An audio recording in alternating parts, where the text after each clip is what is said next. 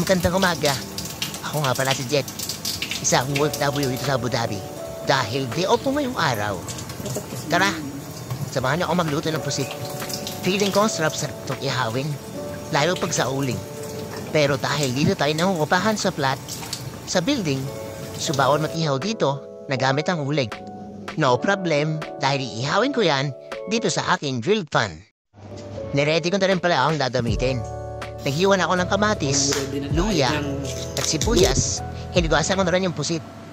Niligyan ko na rin ng sili. Tara, palamanan ko na to. Isisiksik ko na yan sa loob ng pusit. Yan, nilagyan ko ng sili. Nilagyan ko na rin pa ng asin yan at paminta. Konting magic syrup.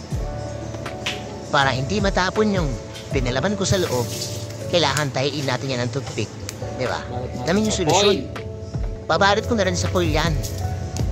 Bugburan pa ng asin para mas masarap. Medyo may lasa-lasa. Ito talaga yung masarap, no? Pero mas masarap talaga ito kapag inihaw mo sa uling. Kaso ang problema, wala akong kasama punta sa park. Yun sana mas masarap mag-ihaw. Nakakatakam na naman kasi talagang kumain ng inihaw na pusit. Abay, halina't tapusin ko na itong aking ginagawa. Yung binabalot ko. So, bali, 8 peraso nga yung gusto kong ihawin. Niready ko na siya at pinainit ko na rin yung pan. Yung aking pag-iihawan. Ayan. Nilagay sa kalan. Salang ko na yung aking pusit. Dahan-dahan na yung apoy. Isasalang natin yan ng mga 15 minutes. Hindi mo na kailangan baliktarin yan kasi maluluto agad yan sa loob. Dahil naka-foil naman at maganda yung aking ginagamit na pang-grill. So ayun na nga. After 15 minutes, luto na yung ating inihaw na pusit. Binuksan ko na yan, mainit-init pa, napabaso pa ako. Para ang sarap-sarap nito. Lalo pag sinausaw mo sa suka, may kalamansi, naku, may konting sili.